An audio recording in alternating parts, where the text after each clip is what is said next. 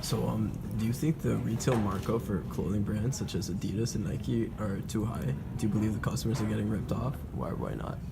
I mean, they're 100% getting ripped off just because of the fact, like, the production cost for them is a lot cheaper. So, like, if they're selling it for those high prices, it's not really making sense. But So why do you think people still buy the product? it's for the brand, 100% for the brand. So do you think the retail markup for companies like Nike and Adidas are justified? Yeah, I think that the prices are reasonable to a certain extent, but if you compare it in retrospect with the US dollar and the US market price for the retail products that are being sold here versus in the US market, I feel like we are being overcharged and that the markup is way too high for us Canadians to be paying. In my personal opinion, I believe that it should be $20, maybe $30 less than the US retail price as of right now, and it should be the same exact price as the US retail price for us Canadians.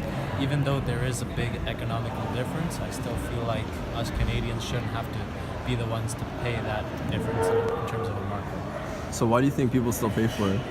The reason that Canadians and the general market still pays for it today is most likely because that they're still willing to be loyal to the company, and the fan base will always continue to support it regardless of the price. It's just the way that the cookie crumbles for a lot of businesses, right?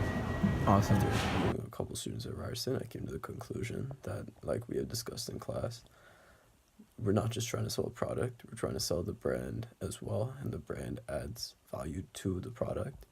And that's why in the interviews, even though people felt like they were being overpriced and they knew that Nike and Adidas was making products for like really cheap, they would still buy it just because of the brand and how much value it adds to the product itself.